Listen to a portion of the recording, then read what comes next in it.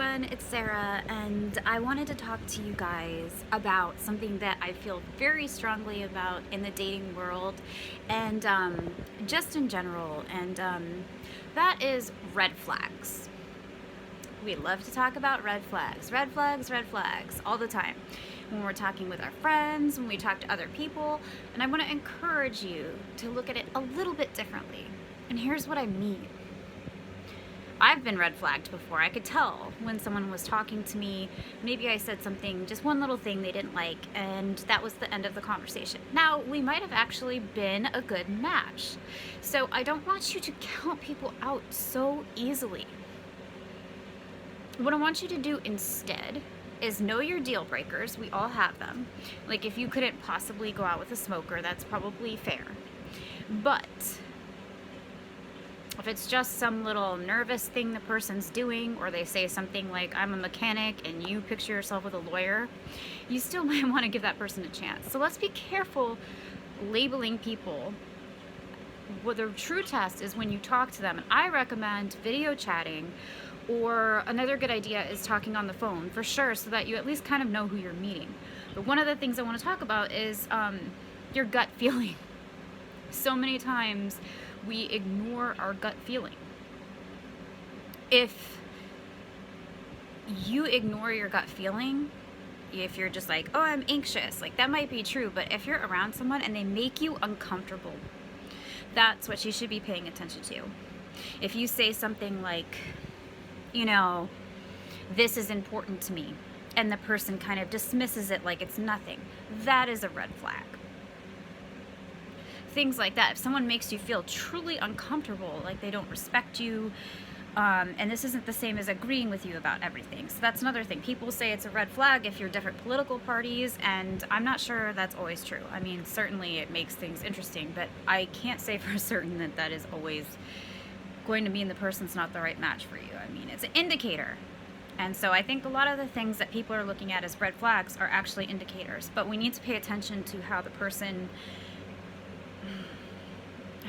deals with our boundaries. And as people that are out there dating and meeting new people, we have to set boundaries and we have to stick to them. I think people are looking at all the wrong things, to be honest. I just think that you have to really go with your gut. If you meet someone and they make you so uncomfortable, that's a very good indicator. And not just a nervous, oh, this person's so cute. This is if somebody's like, if you tell them, I don't really feel comfortable with X, Y, and Z. And while they may not agree, they really try to understand and they hear you out. That is somebody who's going to work with you in the future. If if things work out, you don't want somebody who's going to be like, for example, for me, I've been honest and I've been like, these are my boundaries and, this is my situation. And when a guy starts arguing with me about it, like, I know it's going to be a bad situation. Like, if I say, look, I'm recovering from anxiety and this is what you need to know, and the guy starts arguing with me and making me more anxious, I know he's not going to be supportive if I'm having a weak moment. And I'm like, look, I know this is on me to get this figured out, but I really need some comfort right now, or whatever. He would probably be like, what's the big deal? That is a red flag. Somebody that is telling you, let's just see what happens.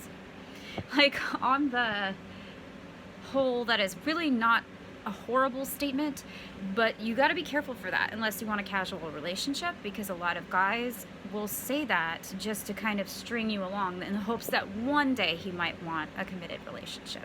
And this isn't to say that you stage 5 cling someone after the first date. That's not what I'm saying, but please be clear about what you want. If you want hookups, friends with benefits, you need to say that right away instead of wasting someone's time. It's just not right. And I feel like what you put out into the universe, you're going to get back. So a red flag could be, I just recently had someone basically tell me in no uncertain terms, like, I got along with him great, we were so much alike, we had enough differences, I thought we'd be able to like really co-create in the future and it was going to be awesome. The problem was he, in no uncertain terms, basically told me, if you want somebody to text you and check up on you and, like, give you attention, like, I'm too busy for that. And I'm thinking to myself, I mean, there are CEOs, there are people out there that are wildly successful, and they make time for the people that they care about. So it kind of put me on the defensive, because I was like me as a person, how can I not be a little bit offended, right? I mean, right? It's kind of like the whole ghosting thing. We get offended. But the thing is, it's not you. They're saving you from future heartache. I would hate to keep chasing a guy around that honestly thought he was too busy for me. And to be honest with you, if you read between the lines, what he's really saying is, I'm too busy for you. Because if he met someone that knocked his socks off, I bet he would really, honestly, just make time. And I mean, if not, he's going to keep running into the same thing where he's like, why can't I get into a relationship? So a lot of people are writing that they want a relationship on their profiles, and then they start treating you casually. That is a red flag. That's a red flag. Somebody who wants to get to know you is going to find out what your favorite books are, your coffee. They're going to find out what makes you tick, as it progresses. They're not going to keep saying, well, let's just see where it goes. That is somebody who wants to keep their options open, which is fine. But if you're looking for a committed relationship, that's a time suck. That person is going to waste your time. That's a red flag. And as a mother, there's a whole other set of red flags to look out for. But I'm going to be real with you guys. I met my kid's father at a coffee shop I went to every day. It's not like you just meet bad people online. You can meet them at your local grocery store. So I just need you to really get your spidey senses going. Really tune in with what you want and who you are. And if someone's making you feel uncomfortable, no matter, I mean, of course, if they say alarming things, that's also a red flag. But if someone's making you feel disrespected and uncomfortable, and actually they're not worth your time, these are huge red flags. And this person's actually saving you if you pay attention, because you might actually really like this person. Let's say you really like this person. You really think that this is a good match for you. You really see great things. But the other person isn't on board yet. Right? Happens all the time. The best thing you could do is just accept it, not obsess over it, and let it go. I know it's so hard. You're going to go through a few days where you're like, this isn't fair, but here's the thing. Complaining gets you absolutely nowhere. And I'm going to do another video on complaining, because I think that complaining, while it's normal, every time I fall into a trap of complaining, I don't feel good.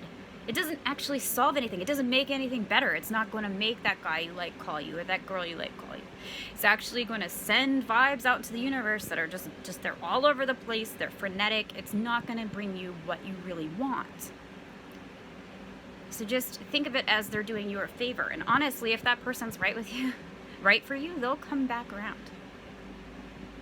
But don't you dare waste your time on one person who's telling you that they don't have time for you, or whatever it is. If you're a mom and someone's questioning you over and over, I don't know if I can date someone with kids. That person's already going into it like, oh no, oh no. When have you ever gone into something going, oh no, and it's gone well? Okay? These are red flags. Okay? Somebody who immediately brings up sexual stuff, not just joking around, bantering, flirting. Someone who immediately brings it up and starts talking about everyone else they've dated. I take these as red flags. I'm not talking about relating and comparing online dating horror stories, because that's actually a really funny way to get to know someone. And actually, once you get to know someone, it's good to know about their exes and kind of that kind of stuff. That's not what I'm talking about. I'm talking about someone who's immediately like, I was talking to this girl yesterday and she was so hot. That's a little disrespectful, dude. Someone who's immediately bringing all their sexual fantasies out the gate right away. These are red flags. Okay? Not he's 5'9" instead of 6'2". Okay? Not I pictured myself with a redhead and he has black hair. Those aren't red flags. You don't have to meet that guy. You don't have to be attracted to him. But I'm just saying, maybe you should give people a chance. What if that person treats you so well that your insides just feel warm and gooey? Why are we just throwing people out just on these little qualifiers? This is why I want you to actually, sorry about that, take a notebook any old notebook from the dollar store, whatever.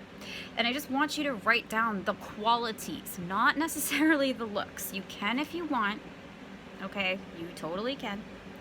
But I want you to be more general, okay? And I just want you to write things like how he makes you feel, how she makes you feel, the kind of qualities, not so much the occupation, okay? Because it's gonna sound crazy, but I know successful people that work anywhere. I mean, like being a stay-at-home mom, I've had people said to me several times, well, I can't do that. You're not successful. To who?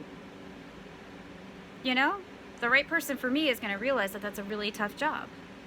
You know what I mean? So it's like everybody's just kind of looking for this perfect thing that doesn't exist, which is why over the past almost 3 years I've seen the same handful of people on the dating sites. And I just think that people should be more open-minded. Sorry, I just got a really funny text. Sorry about that. I just think people should be more open-minded. So with your notebook, I want you to script. And I can't believe, because I film my videos off the cuff because I'm a hot mess, but I don't know if I actually have my script right here, but just, it's called scripting in the law of attraction world. You want to write it definitely, like in definite terms. So don't write I want, because I want insinuates lack. So just write, he has a caring nature. He holds me and I feel safe. He understands my triggers. He is passionate. Write it as definite. Don't be saying he's going to have, I want, because all the universe hears is I don't have it yet. So don't do that. And I want you to make a really nice list. It can be pages long. I want you to look at it every day, even before bed. And I want you to just feel comfort in knowing that one day you will have that. Don't worry about the how. Put yourself out there, go on dates, meet people, but I mean, don't worry about the how, okay? And just, when you're doing your visualization, picture it don't picture it like you're watching a movie of yourself, if that makes sense. Picture it from your eyes, like your eyes see this person. Picture it from your point of view, not like you're in a movie theater. And, you know, just while you're meditating, and do this visualization and just picture that really happy feeling. And one way I do that is to think of a time when I was really happy. And I think about after my son was born and I just was filled with happiness. And that feeling of pure love is what you want to call upon. That feeling of already having it. Okay? Affirmations. I am loved, not I want love. I am strong. I am powerful. I, have Post-its and I write stuff down and I stick it on my bathroom mirror and then it falls off and my kids get the bathroom mirror all dirty, but you get what I mean. Do things like that. Okay? And I'm running out of time with this video, so I'm just saying, here's some food for thought when it comes to dating red flags. Yes, there are universal ones, and I'm not going to get into that because we're all smart people. But really try to feel someone out. Give them a chance. Get to know them if there's some attraction there, because I do believe attraction is important. And you just might be surprised. If you meet someone and your spidey senses go off and you're freaked out and you just feel like this person doesn't respect your boundaries, that is a huge, huge red flag. And remember, people that disappear on you or tell you you're not good enough or they don't have time for you, they're doing you a favor. And don't forget to do your scripting list. And I always joke, if something happens to me and people find my notebooks, they're going to laugh. But keep it around and visualize and just know that everything's going to turn out fine. And what we think are red flags, that's fine, but they're not always the whole deal. Let's really focus on how someone makes us feel and how someone respects our boundaries. Okay, just thought I would make a video about this. So remember, we like to label people and put them in boxes, but remember, they're people too. So, maybe we should be a little more open-minded and stop labeling everything as a red flag until we actually know it's a red flag, right? Good luck. Bye.